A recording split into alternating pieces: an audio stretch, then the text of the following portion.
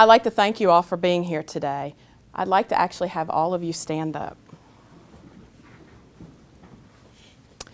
We represent the American population.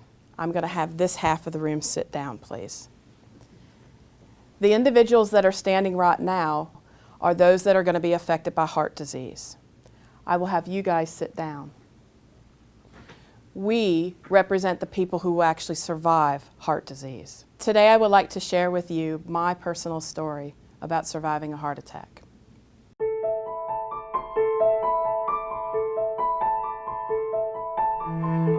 My Monday morning started off like any other Monday.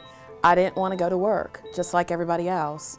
And when I got up, the hot water heater had broken, and I ended up having to take a cold shower on top of it. So we talk about a Monday, we talk about a really bad Monday. I came back from lunch and I was in a file room, and I went to reach down to pick up a file, and I felt as though somebody had been giving me the biggest bear hug I'd ever got.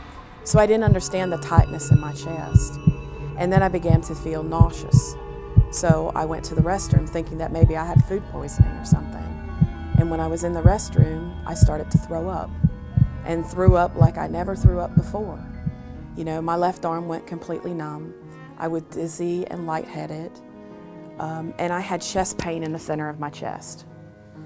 And as I leaned up against the stall, I thought, man, I hope I'm not having a heart attack. And as I came out of the restroom and turned the corner, the security officer in the building said, "Nicole, are you okay?" And at that time, I passed out and fell over.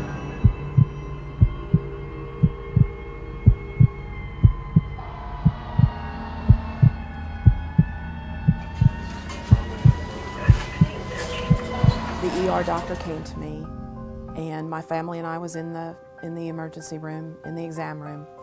And he said, "There's a cardiologist on the floor, and he'd like to come talk to you." And when he came in the room with 8 other people.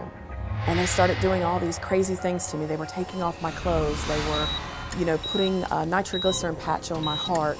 They were pumping stuff through my IV. And it was just chaos. And I looked directly at the cardiologist and I said, "Okay, something's really wrong here. Will you please just tell me what's wrong?"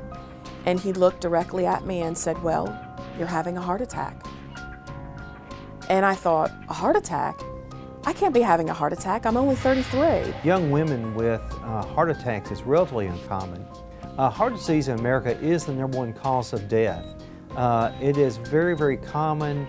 It is #1 and #3 when you look at heart disease and stroke, which both have the same risk factors, are interrelated, and they are more than twice as many people die of heart disease as die of cancer.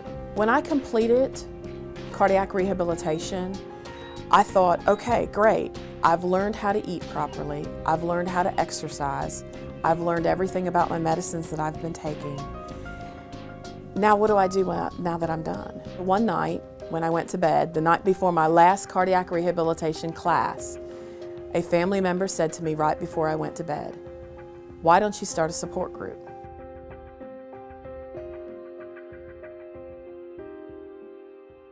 Well, Helping Healing Hearts is a nonprofit organization based out of the Middle Tennessee area that supports heart patients. We do 4 things.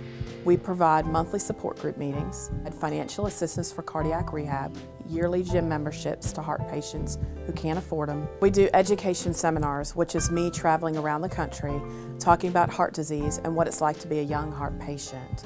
We are publicly and privately funded. We receive sponsorships and donations from companies, businesses, individuals who want to help.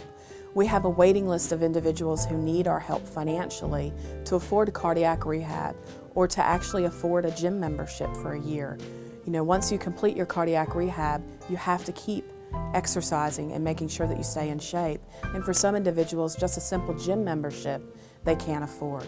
So we're always looking for volunteers. We're always looking for sponsorships. We're looking for funds so that we can help these heart patients out there. You know, a heart attack doesn't really have to be the end. It can really be the beginning of a new phase where you have much more interest in your health. You can diet and exercise more, and you can actually feel better.